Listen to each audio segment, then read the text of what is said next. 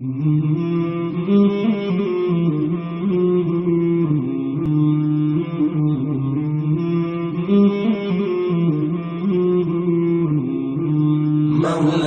صل وسلم دائما أبدا على حبيبك خير الخلق كلهم مولاي صل.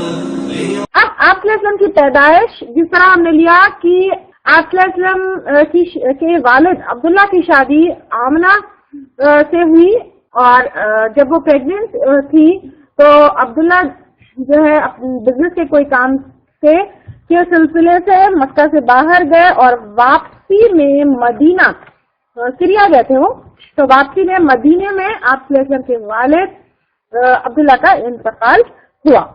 اب 9 ربیع الاول یا 12 ربیع الاول عام الفیل کا واقعہ ہم نے کافی ڈیٹیل میں کر لیا تھا. تو عام الفیل وہی سال جب ابراہ خانہ کعبہ کو ڈسٹریکٹ کرنے کے لیے آیا تھا، تو اسی سال 571 AD. تو یہ کہیں سے بھی ایگزیکٹلی ہمیں نہیں پتا چلتا ہے کہ 9 ربیع الاول کو آپ کی پیدائش ہوئی یا 12 ربیع الاول کو آپ کی پیدائش ہوئی، لیکن زیادہ تر یہ ماننا ہے کہ شاید 9 کو ہوئی، لیکن اللہ عالم. تو 9 یا 12 ربیع الاول عام الفیل 22 اپریل 571 AD، 50 days آلموسٹ 50 دن آفٹر عام الفیل کے واقعے کے محمد صلی اللہ علیہ وسلم کی پیدائش ہوئی. جب آپ کی پیدائش ہوئی آپ کی ماں کے جسم سے روشنی نکلی. ایک چیز یہاں پہ میں بتاؤں کہ کوئی آپ وسلم کی پیدائش سے یا آپ کی وسلم کی برتھ ڈے سے کون سے دن آپ وسلم کی پیدائش ہوئی، it has no religious significance according to شریعت میں عبادات کو لے کر یا پھر اس کے اندر کوئی اہمیت کو لے کر کوئی ہم کو سگنیفیکینس نہیں ملتا ہے. تو ٹو سیلیبریٹ آپ کی برتھ ڈے، یہ جو ہے اس میں کوئی آپ کی جو ہے نہ اس میں کوئی عبادت ہے نہ اس میں کوئی بڑی بات ہے. آپ کے سے اگر محبت ہے، جیسے کل بھی ہم اگزامپل لے چکے کہ اگر آپ کی ٹیچر سے آپ کو محبت ہے تو آپ ان کی ٹیچنگ کو، ان کی بتائی ہوئی باتوں کو سب کچھ چھوڑ کے گرینڈلی کیا ان کی برتھ ڈے سیلیبریٹ کریں گے؟ نو. اگر آپ کو آپ کی ٹیچر سے محبت ہے، یو اسٹک ٹو ہر اور ہر ٹیچنگ. سملرلی اگر آپ سے محبت ہے تو ہمیں ان کی ٹیچنگ، ان کی سننا، ان کی احادیث، ان کی تعلیمات اس کو پکڑ کے رکھنا ہے، لیکن ان کی برتھ ڈے سیلیبریٹ کرنا یہ عبادات کا، یہ شریعت کا کوئی حصہ نہیں. تو جب آپ کی پیدائش ہوئی آپ کے ماں کے جسم سے روشنی نکلی جس سے سیریا کے محلات روشن ہو گئے. کسرا پرشین کن تھا، اس کے 14 بالکنیز اس کے محل کے کولاپس ہو گئے. اور جو زراثٹرینز ہے جو آگ کی پوجا کرتے ہیں، کہا جاتا ہے کہ ان کی آگ بجھی اور سوا کے کچھ چرچز وہ بھی ٹوٹ گئے. کچھ روایتوں میں ایسی بات ملتی ہے، but it could be, it couldn't be, it's not sure, لیکن کچھ کتابوں میں ایسی باتیں ملتی ہے کہ آپ کی جب پیدائش ہوئی ان کے ماں کے جسم سے روشنی نکلی جس سے سیریا کے محلات تک بھی روشن ہو گئے. کسرا کے محل کے 14 بالکنیاں جو ہے وہ ٹوٹ گئی، اور جو آگ کی پرستش کرنے والے مجوسیاں ہیں ان کی آگ بجھ گئی اور کچھ چرچز بھی کولیپس ہو گئے. جیسے عبد المطلب کو قبر ملی، یعنی آپ کے دادا جو تھے ان کو اب ویسے ہی بیٹے کے موت سے ان کو بہت غم تھا، اور عبداللہ بالکل 25 ایئرس کے ینگ اور محبوب بیٹے جو ہے ان کا انتقال ہوا. تو ان کو جب ان کے بیٹے کی اولاد ہوئی، کیونکہ ان کے بیٹے کی موت کے بعد یہ بہت بڑی خوشخبری تھی ان کے لیے، وہ دوڑے آئے اور محمد صلی اللہ علیہ وسلم کو کیا کیا اپنے گود میں لیا، کعبہ کے پاس گئے اور اللہ تعالیٰ کا خوب شکر ادا کیا اور ان کا نام محمد رکھا. محمد کا نام ہے بہت زیادہ تعریف کیے جانے والے. یہ اللہ تعالیٰ نے ہی ان کے دل میں بات ڈالی تھی کہ آپ کا نام محمد رکھے، کیونکہ لوگوں نے ان سے پوچھا آپ نے ان کا نام، اپنے پوتے کا نام کسی بزرگ کے نام پہ کیوں نہیں رکھا، کوئی بت کے نام پہ کیوں نہیں رکھا، محمد ہی کیوں رکھا؟ تو ان کے دادا نے جواب دیا میں چاہتا ہوں کہ اللہ اس کی تعریف آسمانوں میں کرے اور لوگ اس کی تعریف زمین میں کرے, اور الحمدللہ ثم الحمدللہ آج سب سے زیادہ تعریف اور ذکر محمد صلی اللہ علیہ وسلم کا ہی نام ہے. اگر دنیا میں کسی انسان کا نام ہے, کوئی یہ نہیں کہہ سکتا ہے کہ اس تک محمد صلی اللہ علیہ وسلم کی بات نہیں پہنچی. دنیا کے کونے کونے میں ہر دن 5 وقت کی اذان میں minimum 5 times in a day ہر جگہ ہر شہر میں جو ہے محمد صلی اللہ علیہ وسلم کا نام لیا جاتا ہے.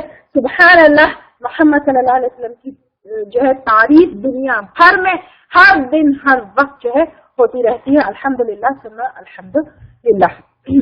تو اب پیدائش کے بعد ابو لہب محمد صلی اللہ علیہ وسلم کا چچا ہونا, تو وہ بہت خوش ہوا اور اس نے کیا کیا, ایک لونڈی آزاد کی. ابو لہب کی ایک لونڈی سویبہ, اسی نے جو ہے محمد صلی اللہ علیہ وسلم کو ان کی ماں کے بعد سب سے پہلے دودھ پلانے والی عورت کون ہے؟ سویبہ. تو سویبہ آپ صلی اللہ علیہ وسلم کو سب سے پہلے دودھ پلانے والی عورت, آپ کی فرسٹ فاسٹر مدر سویبہ ہے.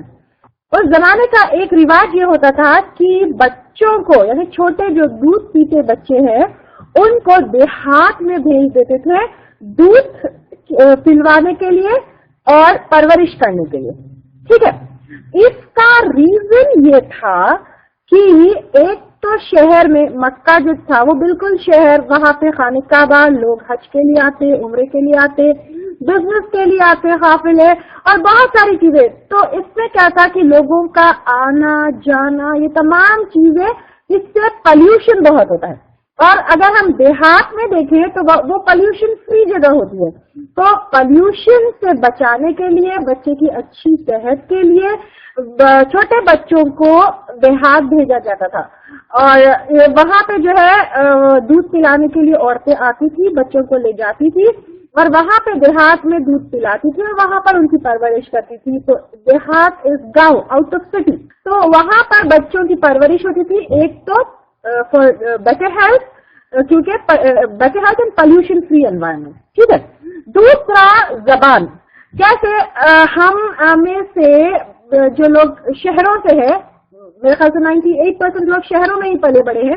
تو ہم جو شہروں میں ہیں, تو ہم میں سے جو شہروں میں پلے بڑے ہیں, میں اپنی خود کی بات لے لوں, نہ میری انگلش ٹھیک ہے, نہ میری اردو ٹھیک ہے, نہ میری ہندی ٹھیک ہے, کوئی بھی زبان ٹھیک سے میں نہیں بول سکتی ہوں. بیکاز نہ جو ہے انگریزوں میں پلے, نہ پورے اردو دا میں پلے, نہ جو ہے پیور انڈین یا ہندی پڑھنے والوں میں پلے, نہ پیور جو ہے اسٹیٹ لینگویج جو ہے بولنے والے ان میں پلے. تو ایک مکسچر آف, یعنی ایک ایسے انوائرمنٹ میں پلی بڑی ہوں, یا پھر ہم جو شہروں میں رہتے ہیں ہم ایک ایسے انوائرمنٹ میں پلے بڑے ہوتے ہیں جہاں پر پیور لینگویج بولنے والا کوئی بھی نہیں ہے. تھوڑا جو ہے اس نے آ کے کچھ سکھا دیا, تھوڑا اس نے آ کے کچھ سکھا دیا, تھوڑا اس نے, تو کسی بھی چیز میں پرفیکٹ نہیں ہے. تو اسی طرح مکہ کا بھی انوائرمنٹ تھا.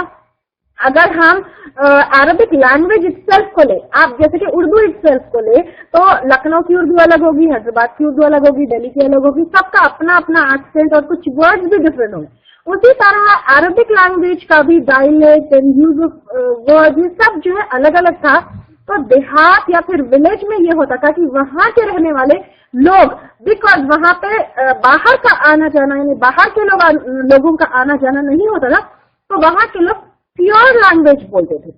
تو یہ 2 ریزن کی وجہ سے بچوں کو دیہات میں بھیجا جاتا تھا. ایک یہ کہ پیور لینگویج سیکھے, دوسرا یہ کہ اچھی ہیلتھ ان پالوشن کی انوائرمنٹ. تو بنو سعد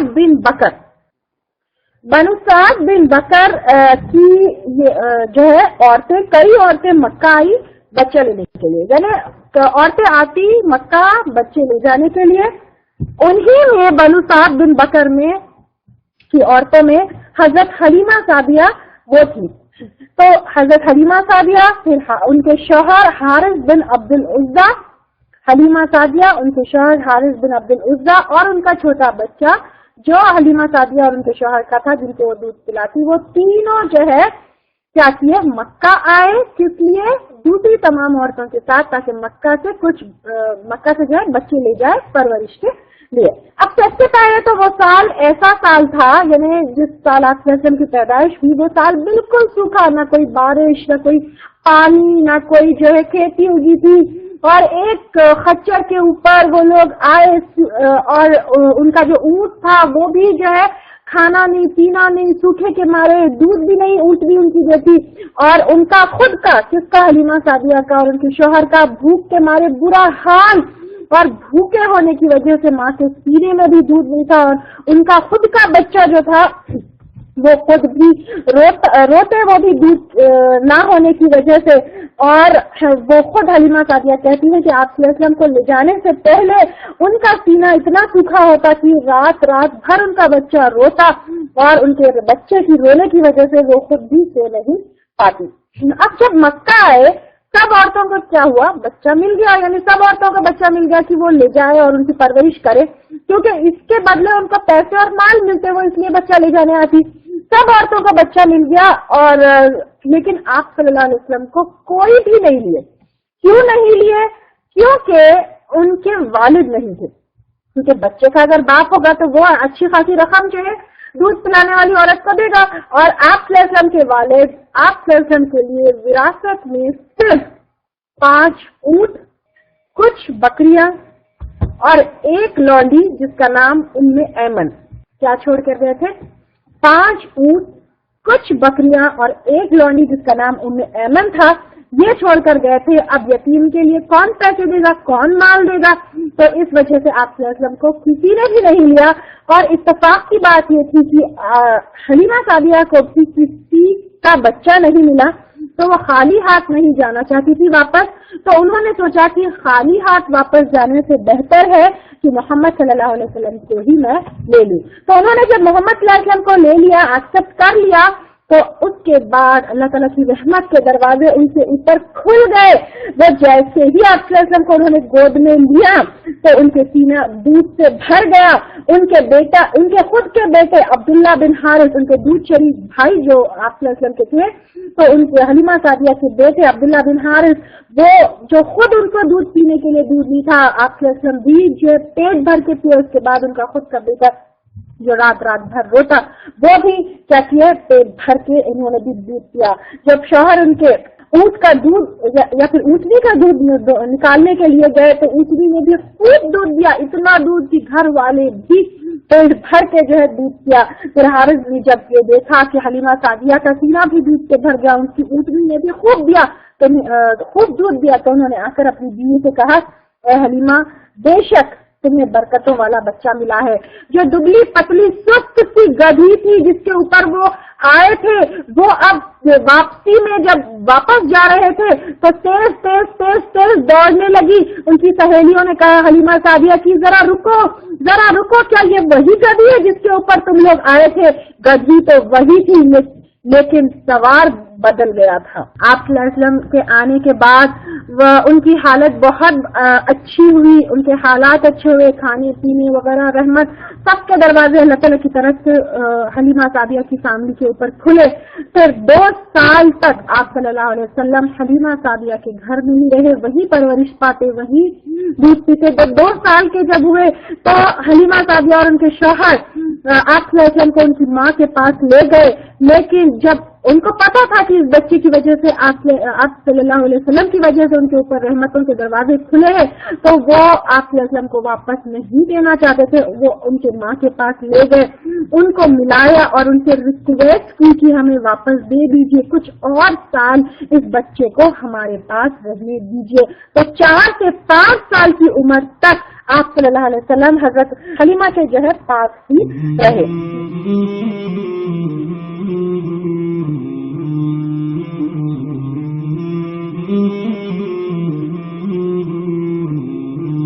مولاي صل وسلم دائما أبدا على حبيبك خير